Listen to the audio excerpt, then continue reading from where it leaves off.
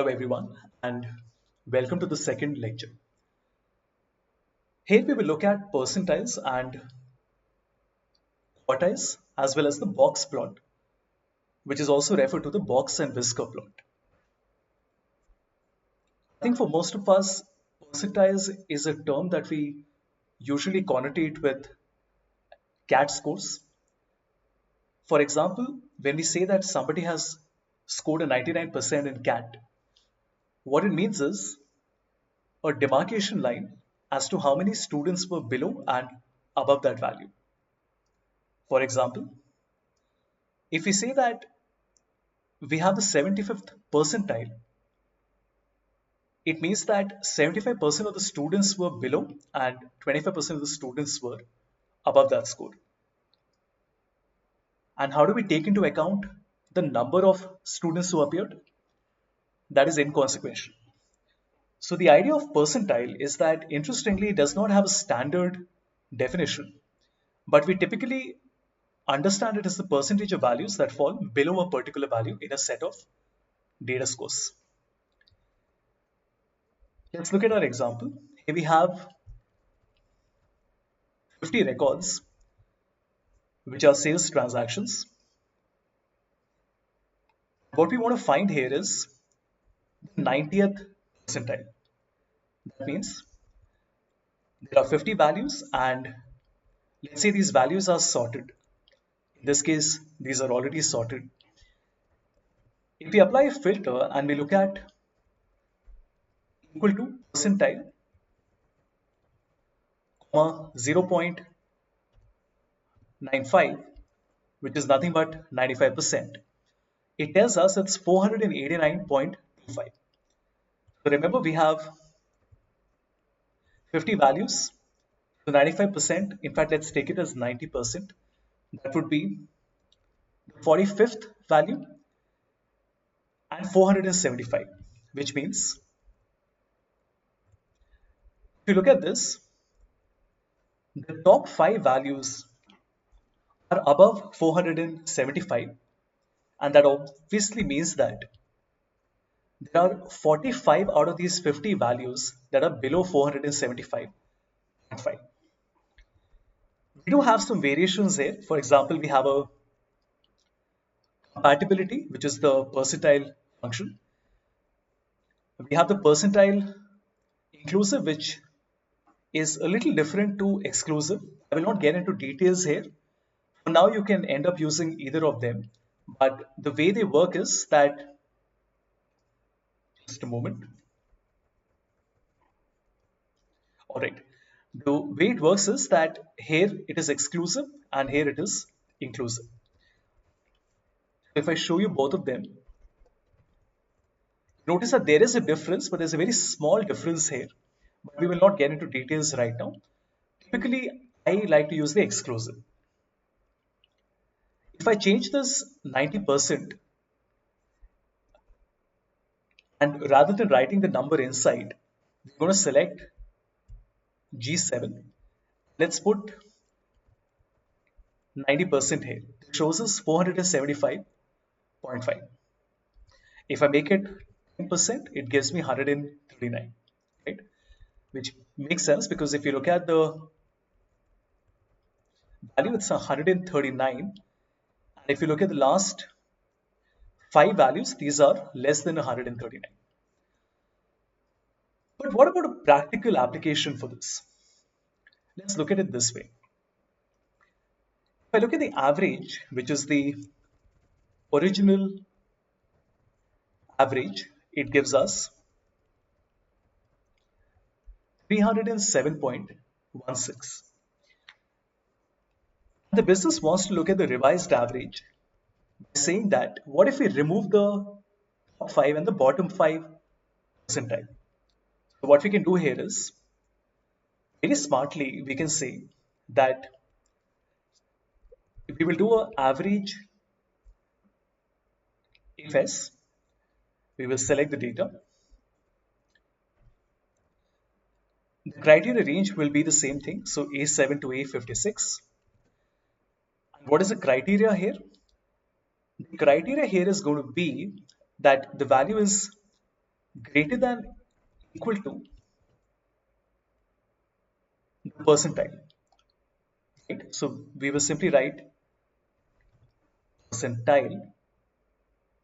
Let me just choose the basic percentile here. And what we are writing here is, again, A7, 56, and the K value is D7. Now we write one more criteria range, which would be A7, A56, and this time the criteria would be less than equal to percentile. And this time we select A7, A56, and we select 1 minus 10%, which is nothing but 90%. Now let's see how this works. I'm just going to break this into 3 lines so you find it a little easier to understand. All right, let's look at this. Now what this means is that if I remove the bottom 10 and the top 10 percentile values, it gives us a slightly revised average of 307.75. And if we give it 25%, then it changes. Why is it not changing a lot? Let's think about it. See, the reason it does not change a lot is because values are all quite close to each other. But let us say that we had 1000. Do you see what happened? Look at this. If there were some outliers in our data, let's say 1000, 2000, 4 and 5. If you look at the average, it is 343.3, which means that the average has got heavily impacted by these extreme values. How do you account for that? We will say that let's remove the percentiles, which means we are only taking the values in between. So the middle 80 percentile. And that gives us a revised average of 307.75, which I feel is a much better representation, right? And this is great because in a lot of business scenarios, you will have these extreme values. And you might not want to present that because it does not give a true picture. And you want to remove these outliers. We will also do outlier removal when we do the scatter chart. But this is a great way of removing outliers. As an extension, I would also like to show you one more thing. You know, sometimes we have data which is not on the same scale. For example, these dealers are between 1 and 5. These dealers are between 10 and 50. These dealers are higher. If you look at the standard deviation, you notice that it is 1, 11, and 7. Can we compare these three? Not really. We can't do that because the scale is not the same. And this is where normalizing the data is very important. The way we do that is very simple. All we have to do is we say that equal to the first value divided by the first value with a dollar sign. Drag it down here as well. First value divided by the first value. And let's drag it down. And one final time, like this. And this, you notice, gives us an index value. So now when I do the standard deviation, you notice that these three numbers can be compared to each other. Since we're essentially looking at the value from the first month, and all the others are a factor of that. So if it increased from 2 to 3, we don't say it increased by 1 crore. We say that it increased from 1 to 1.5. Here we say that 12 to 46 is not an increase of 34, it is an increase of 2.83. It's very simple, but it's something a lot of us don't realize. So just make sure to do the normalization and you want to bring numbers on the same scale. And the last thing I want to do here is the box and whisker plot. If you Google box and whisker plot, this is how it looks. It is also called a box plot, and there are different values that can be seen here. We have the mean, median, min, max, interquartile range, lower and the upper quartile. It is a very common visualization. It also helps us identify outliers in the data and is very, very commonly used and is an excellent way of presenting your data. So what we want to do here is I have the sales for two teams, A and B. Minimum Q1, which is quartile 1, quartile 2, quartile 3, and then the max. And let's also look at the average.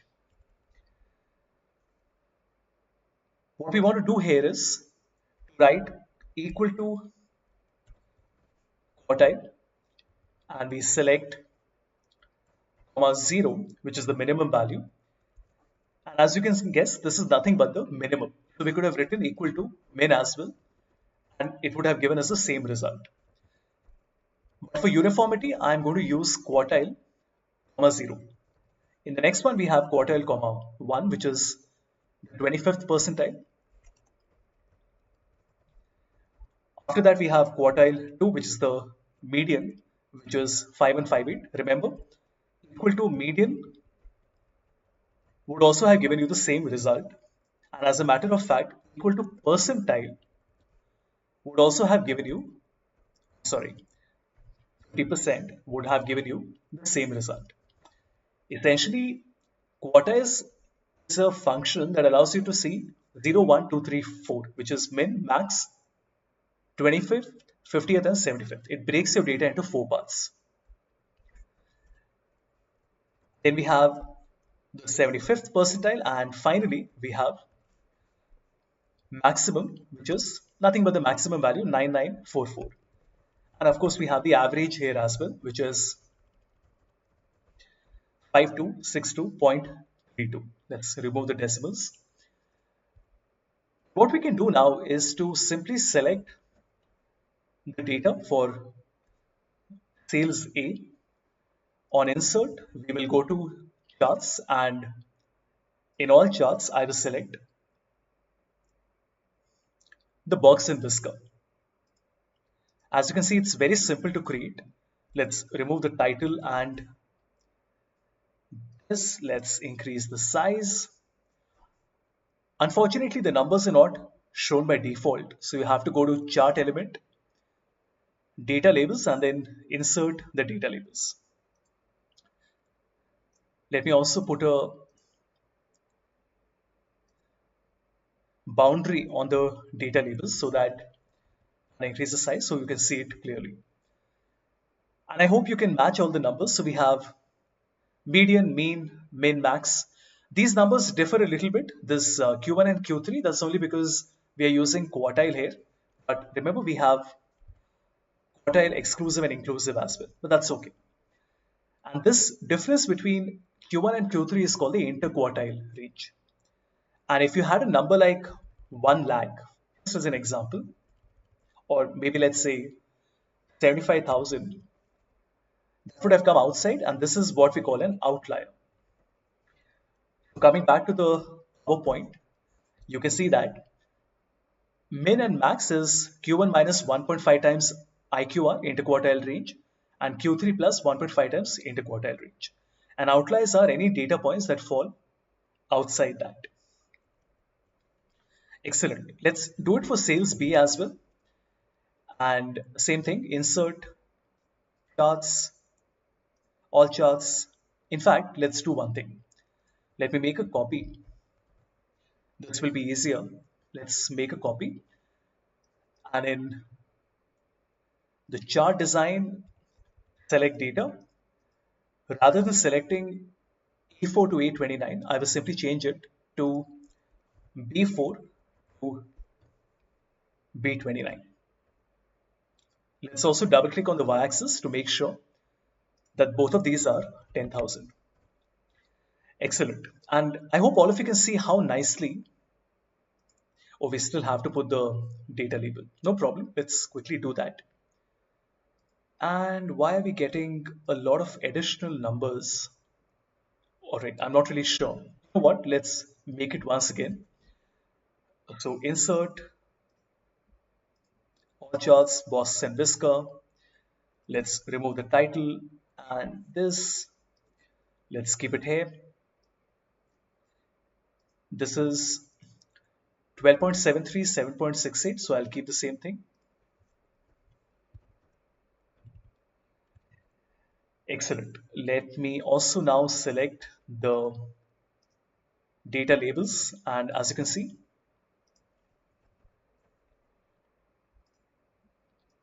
wonderful. We can compare both of these, and you can see that they look very different to each other. Just look at the spread. Q1, Q3 is so different to sales A, and that gives you a lot of perspective because simply looking at the average might not really have given you a very good impression of how the data spread is.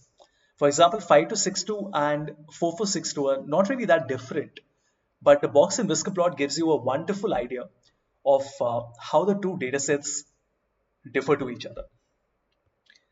So that completes the lecture, everyone. We have done percentile. I showed you how you can remove the bottom and the top percentile.